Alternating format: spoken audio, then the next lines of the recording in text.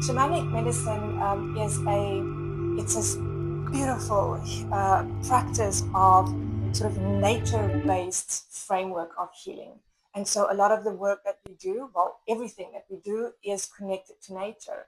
And in nature, you find your plants, you find your stones and your crystal people, you find our animal allies. And so one of the things that's quite key for me is allowing people to understand that they can work with these, and the more that they work with these, the more these allies show up for them within their healing journey. Why is it so important, and why is it so beneficial for you to go and spend a day out in the forest, or to go and spend the day on the beach and put your feet in soil? Nature shows up for your healing journey, and it works with your nervous system and your energy body to put you in a place to come into balance.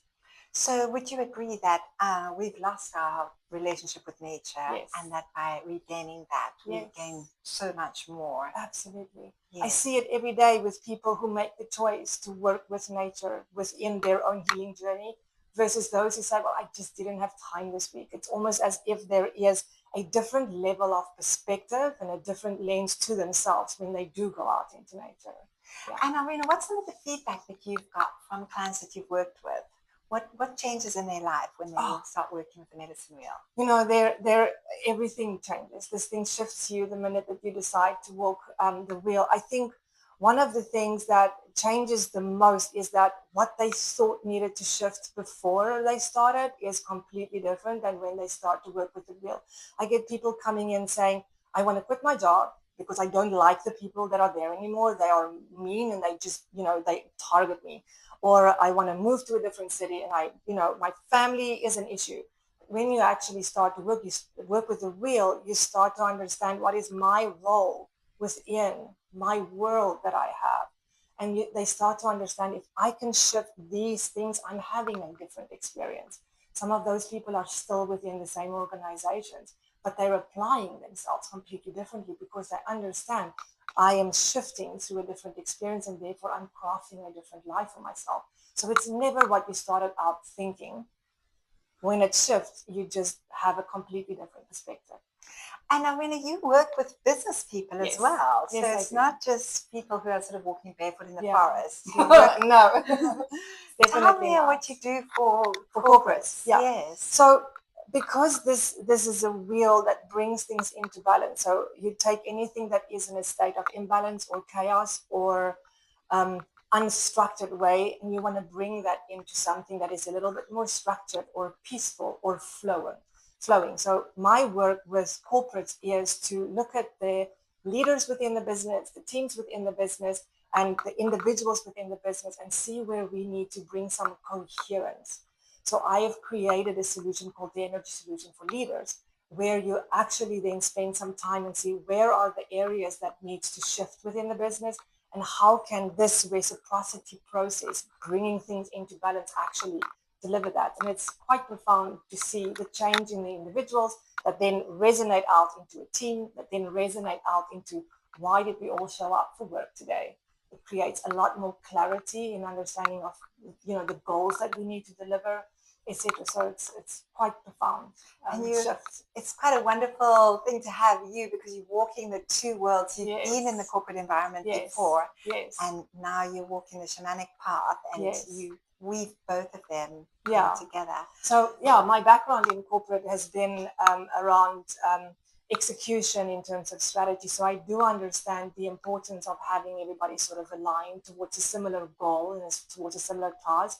But what I also do understand is that you need humans to deliver on that. And so if your human factor isn't strong enough, and if they don't have capacity to hold the direction or to hold the change, you can stand on your head, you're not going to get it done. And so I bring in that connection to the human aspect to deliver on whatever it is the organization wants to shift. And what would a process look like if you had to come into a company, say there were 15 people?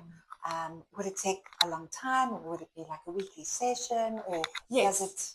Yes, so the solution the energy solution for leaders works at a 3-month or a 6-month or a 1-year journey. So it depends on how much they would want to do and how many people that we might need to touch. 3 months, 6 months, or 12 months. This is not something that you do over a weekend.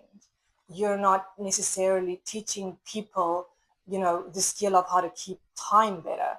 You're teaching people how to create capacity within themselves and how to ensure that that capacity that I now have created positively impacts my space.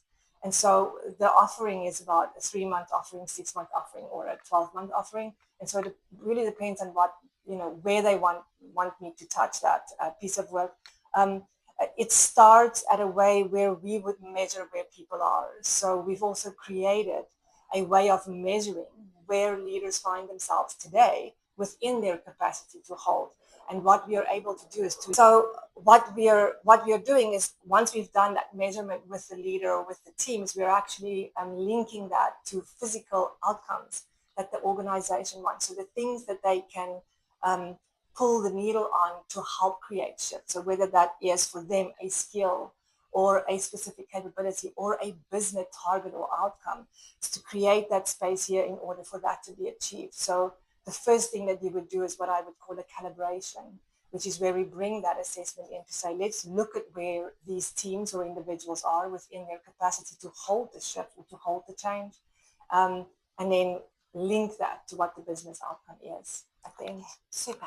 One last question. So if I had to visualize what a medicine wheel looks like, it's obviously a wheel, it's a circle. Yes. And there's 4 quadrants, right? Yes, there's Can 4 you directions. just quickly go through what is in each quadrant? Yes, and so, yes, when you Google the medicine wheel, you will probably get images of an actual circle. It's a wheel, so it will give you the image of something round.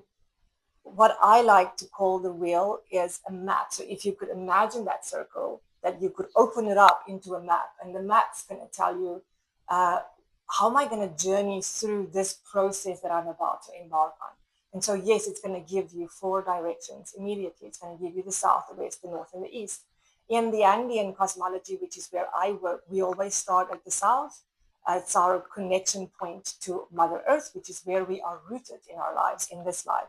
And so you enter the wheel at the south, and in the south, it's going to show you things that no longer is necessary for you to have. It's going to show you the old skin, the old beliefs, the old trauma, the old karma, the things that you can shed. We work there with shedding the skin the way that the snake would shed its skin. You shed it from head to toe. It's done. Then you sort of move into the west. And in the west, we work with Jaguar. And Jaguar shows up as this beautiful way of encouragement and a protector to give you courage. And so what Jaguar is asking of you, all of these things that you're now shedding when you're walking in the south, let's look at that person that you used to be. Let's look at the stories that you used to tell yourself to keep you safe. You've got to let that die. You've got to let that go. We need the earth to mulch that.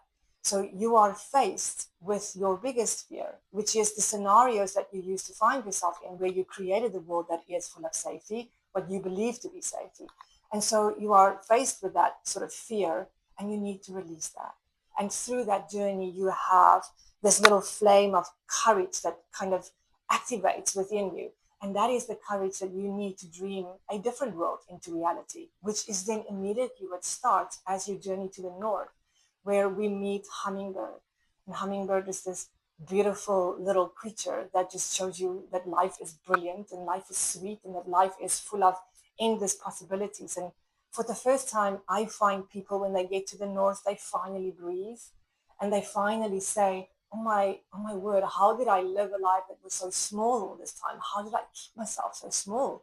Living, in these belief systems that was no longer necessary. And so finally, life is worth living.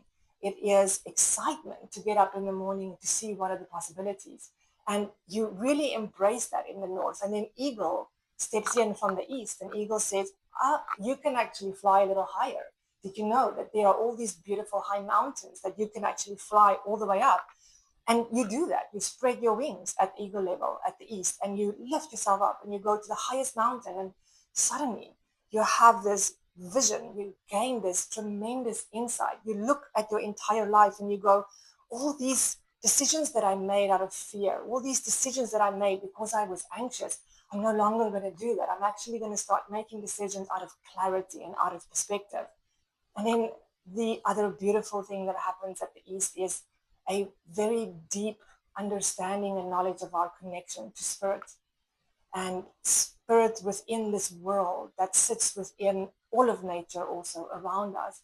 And suddenly I understand that I came here and to experience life. And that also happens in the East. And you suddenly have that understanding of who I am, what am I here to do? And all of these things start to make sense.